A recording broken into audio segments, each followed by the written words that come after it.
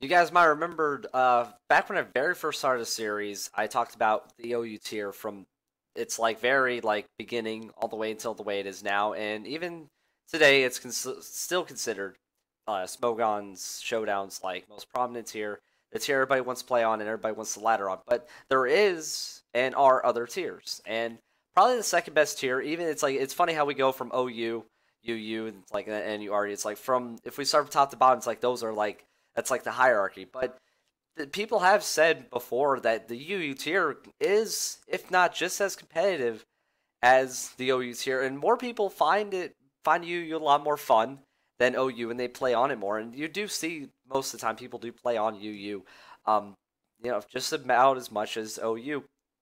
But sometimes I always think where it all started. I did start. It says Pokemon tier history. I started this whole series to just kind of just take a look back at the way things were before many of you guys started playing.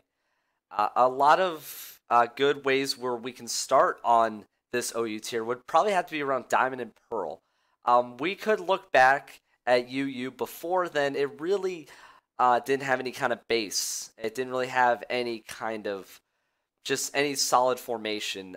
We could know the Pokemon. We knew the Pokemon back in like Ruby, Sapphire, Gold, Silver. There were the OU Pokemon, but UU, even though there weren't as many Pokemon around back then, we really couldn't just figure those out. Heck, some of the like Pokemon that were not fully evolved, those could be considered UU because they could stop other Pokemon and like even Pokemon better. And it's like so we had a lot of Pokemon just being able to stop others, and not in the fact that there weren't enough Pokemon, so we could just because the game wasn't obviously just at a good point on Diamond and Pearl before Diamond and Pearl in terms of how many Pokemon we had to work with and abilities and moves and items. But when Diamond and Pearl comes around, the game truly evolves. We get a lot more Pokemon, we get a lot more items, and better and other just moves and stuff like that we know. So Diamond and Pearl, I guess Platinum too, if you want to mention that.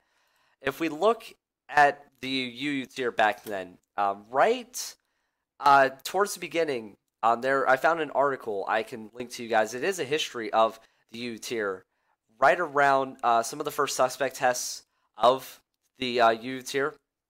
So we can see there's the most dominant Pokemon, there's the most threatening Pokemon, the most anti-metagame Pokemon, and prominent team style. Those can still work for OU, obviously, but in UU there still was that kind of like, oh man, in like as you would say in OU, oh man, this Pokemon's really broken this time. We gotta suspect test it. They still did the same thing at OU, and that's how those Pokemon got into borderline tier, which was obviously the tier between OU and UU. And then sometimes if Pokemon were really good in borderline, they'd move into UU. So we would see just because more people obviously used it, it would just get thrown into the upper tier. But sometimes we would see now that the Pokemon in UU back then are still in UU now. So obviously, not much has changed. But there were some interesting facts I dug up. As you guys will see, I will link this article, as I said.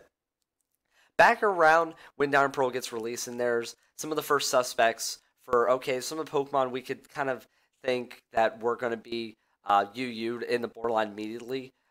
Those already got thrown in, like Aerodactyl and Pinsir. They immediately got thrown into OU because they could just completely dominate UU.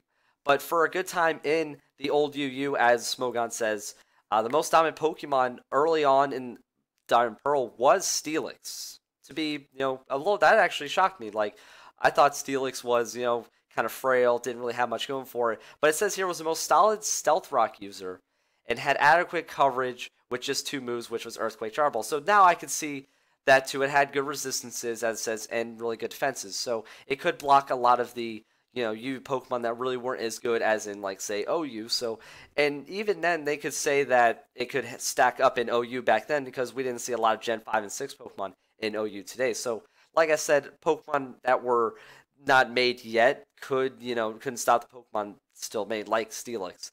It says here the most threatening Pokemon was Ninetales, just because of Nasty Plot, Fire Blast, Energy Ball, Hypnosis was pretty scary, and there really wasn't a lot to counter it. So that's something interesting to know. So now Ninetales, which I still believe would be in UU, running a different set, is still, was still relevant back then and still is relevant now, which is good.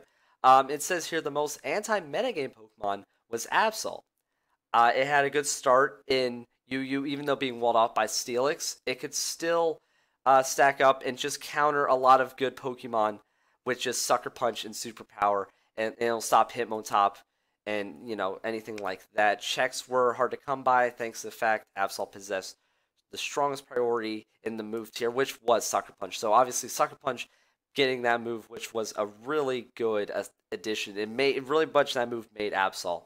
And it says here the most prominent team style was Stall, and that was a Stall team consisting of Frostlass, Rotom, Clefable, Hitmontop, Leafeon.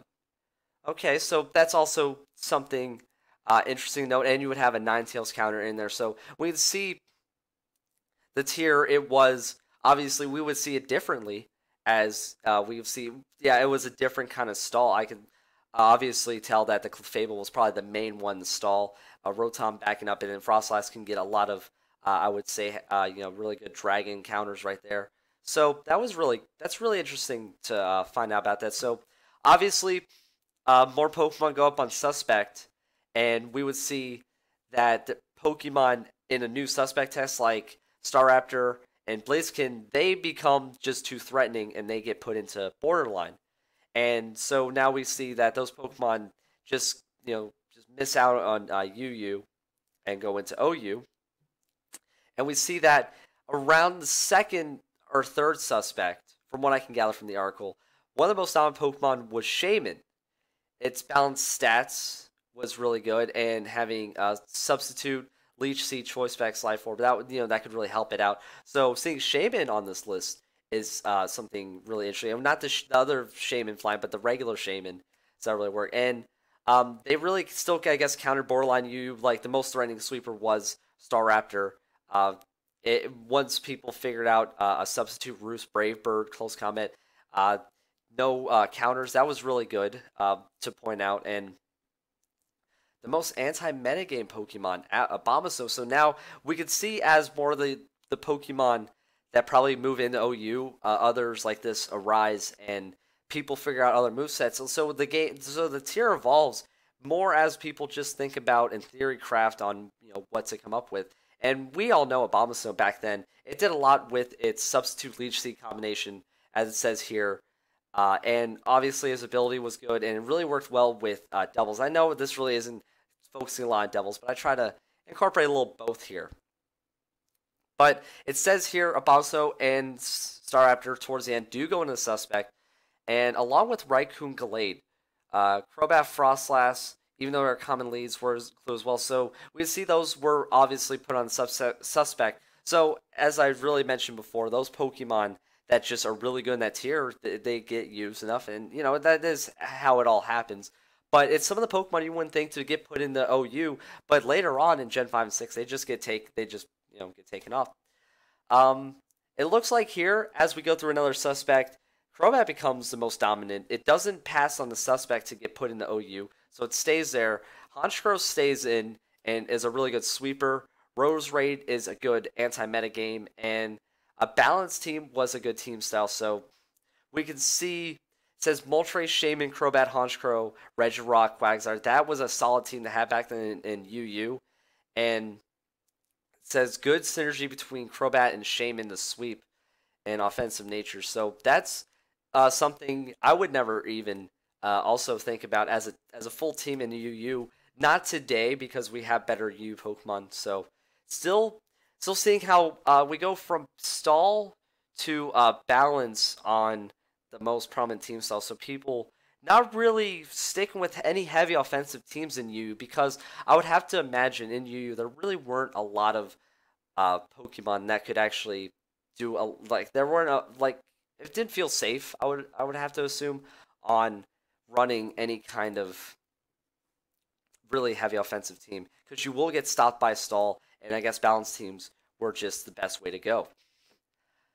Towards the end, we see Venusaur becomes one of the most powerful Pokemon. Power Whip was great and for it, along with a Swords Dance. So we see a Swords Dance power of Venusaur. That's something I would never imagine. Even now in Gen 6, it's just you go for a Leech Seed kind of Mega Evolution. So that's what we all do. But seeing Swords Dance Venusaur, that's really cool to point out.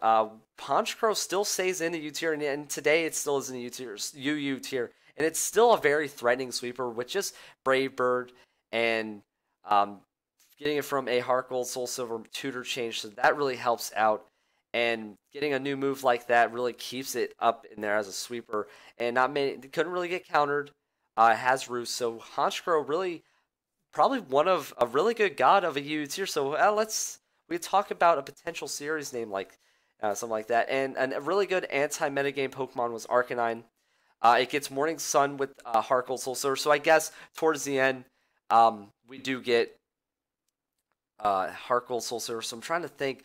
Now we're thinking even for this is in between Diamond Pearl, Platinum.